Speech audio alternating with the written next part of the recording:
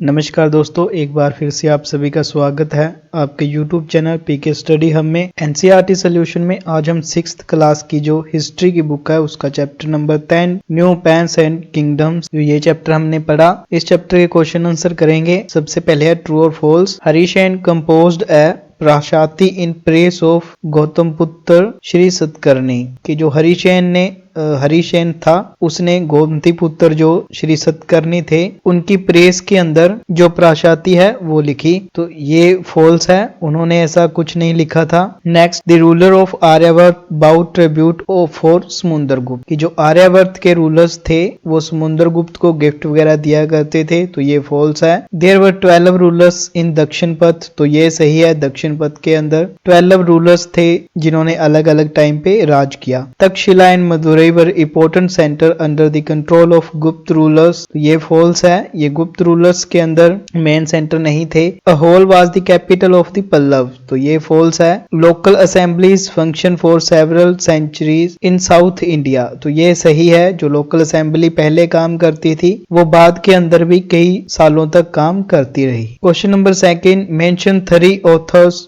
वो wrote about Harshvardhan, तो हर्षवर्धन के बारे में किन्होंने लिखा, उनके हमें नेम बताने हैं। उनके नाम है बाण भट्ट, रवि कीर्ति और Xuanzang. Question number 3, what changes do you find in the army at this time, जो आर्मी थी उसके अंदर क्या चेंजेस थे, तो like earlier rulers some of this type of king maintain a well organised army, तो उस टाइम के जो राजा थे वो एक अच्छी आर्मी रखते थे अपने साथ, with elephant charioteers cavalry and foot soldiers, तो इसके अंदर एलिफेंट्स थे, सैनिक थे, कुछ पैदल चलने वाले थे, कुछ हॉर्स पे चलने वाले थे। Besides there were military leaders वो provide the king with troops whenever he needed them, तो एक मिलिट्री का लीडर होता था, जरूरत पड़ने पर जो राजा होता था उसकी सहायता करता था। They were not paid regular salaries, उन्हें रेगुलर सैलरीज नहीं दी जाती थी। Instead some of them received grant of land, तो उनको जो जमीन है वो दे दी जाती थी। They collect revenue from the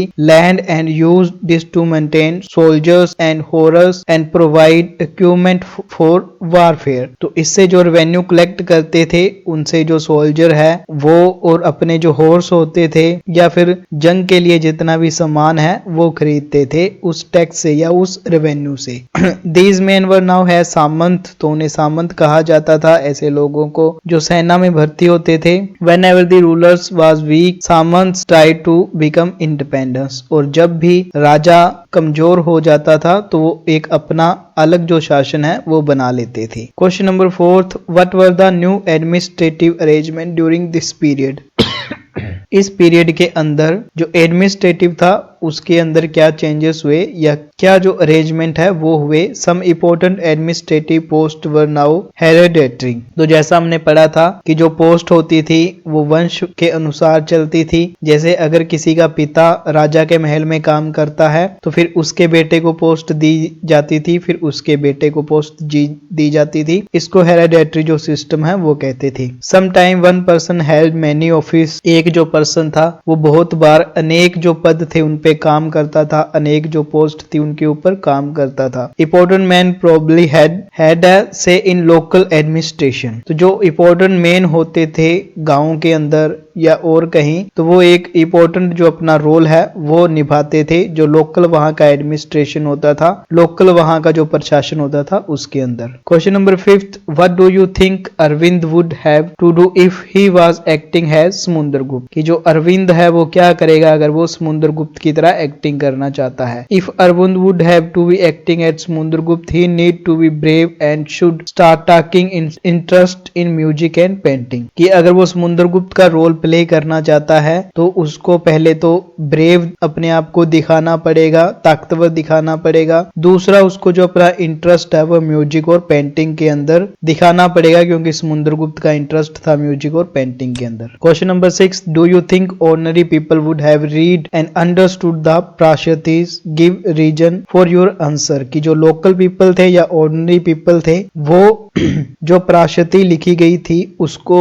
read कर सकते थे या नहीं नहीं कर सकते थे, ये हमने बताना है। No, the ordinary people would not have read and understood the prashastis as there were written in Sanskrit the language of learned. तो वो इसको नहीं पढ़ सकते थे क्योंकि यह संस्कृत के अंदर लिखी गई थी और जो संस्कृत थी वो उस टाइम पे जो आम लोग थे उनको नहीं आती थी। चलिए अब देखते हैं हिंदी के अंदर। हरिसेन ने गोमती पुत्र श्री सतकर्णी की प्रशंसा में प्रशस्ति लिखी, तो ये भी गलत है। आर्यावर्त के शासक समुद्रगुप्त के लिए भेंट लाते थे, ये गलत है। दक्षिण पथ में 12 शासक थे, ये सही है। गुप्त शासकों के नियंत्रण में 2 महत्वपूर्ण केंद्र तक्षशिला और मदुरई थे, ये भी गलत है। अहोल पल्लवों की राजधानी थी, ये गलत है। दक्षिण भारत में स्थानीय सभाएं सदियों तक काम करती रही, ये सही है। क्वेश्चन नंबर 2, ऐसे 3 लेखकों के नाम बताइए जिन्होंने हर्षवर्धन के बारे में लिखा, तो वे कौन थे? भान भट्ट, श्वेत सांग और रवि कीर्ति। नेक्स्ट है, इस युग में सैन्य संगठन में क्या बदलाव आए? जो सेना थी उसमें क्या बदलाव आए? तो राजा एक संगठित सेना रखते थे जिसमें हाथी, रथ, घुड़सवार और पैदल सिपाही होते थे। वह सेना नायक भी रखते थे जो आवश्यकता पड़ने पर राजा को सैनिक सहायता दिया करते थे। उसके बाद इन सेना नायकों को कोई नियमित वेतन नहीं दिया जाता था, यानी इनके कोई तनख्वाह नहीं दी जाती थी। इन्हें भूमि दान दिया जाता था और वह दी गई भूमि से कर वसूल करते थे जिससे वह सेना और घोड़ों की देखभाल करते थे। यह सेना नायक सामंत कहलाते थे। जहां कहीं भी शासक दुर्लभ होते थे, सामंत स्वतंत्र होने की कोशिश करते थे, यानी कि अगर उनका राजा थोड़ा कमजोर हो जाता तो वह अपने आप को राजा घोषित करके अपना एक नया जो राज्य है वो बना लेते थे। क्वेश्चन नंबर 4, इस काल की प्रशासनिक व्यवस्था में तुम्हें क्या क्या जो नई चीजें हैं वो दिखाई देती है? तो फर्स्ट है, कुछ महत्वपूर्ण प्रशासकीय पद अनुवंशिक बन गए थे, तो ये आपने फर्स्ट पॉइंट लिखना है पहला, जिसका अर्थ है अपने बेटे अपने पिता का पद पाते थे, जैसे कि कवि हरिसेन अपने पिता की तरह महादंड नायक अर्थात मुख्य न्याय अधिकारी थे। तो आपने यहां से लेके यहां तक जो फर्स्ट पॉइंट है वो लिखना है केवल। कभी कभी एक ही व्यक्ति कई पदों पर कार्य करता था, तो ये आपने सेकंड पॉइंट लिखना है यहां से लेकर के यहां तक। आगे थर्ड, स्थानीय प्रशासन में प्रमुख व्यक्तियों का बोलबाला था, तो ये आपने लिखना है थर्ड पॉइंट यहां से लेके यहां तक। तुम्हें क्या लगता है कि समुद्रगुप्त की भूमिका अदा करने के लिए अरविंद को क्या क्या करना पड़ेगा? तो सबसे पहले तो वह शाही वेशभूषा में मूंछों पर ताव देते हुए रूप हले कागज में लिपटी तलवार को शान से पकड़कर चहलकदमी करेगा। वह राज सिंहासन पर बैठकर वीणा बजाएगा और कविता पाठ भी करेगा। वह एक महान योद्धा की तरह युद्ध लड़ेगा और उन युद्ध को उसे जीतना पड़ेगा। क्या प्रशस्तियों को पढ़कर आम लोग समझ लेते होंगे? अपने उत्तर का कारण बताओ। तो आम लोग प्रशस्तियों को पढ़कर नहीं समझ पाते थे क्योंकि वह संस्कृत में होती थी। संस्कृत आम लोगों की भाषा नहीं थी। आम आदमी सामान्य पढ़े लिखे नहीं थे, इसलिए प्रशस्तियों को पढ़ना और समझ जाना उनके लिए संभव नहीं था। इसी के साथ इस चैप्टर के क्वेश्चन आंसर समाप्त होते हैं। वीडियो को लाइक और शेयर करना। अगर कोई डाउट हो तो कमेंट बॉक्स में कमेंट करना। धन्यवाद।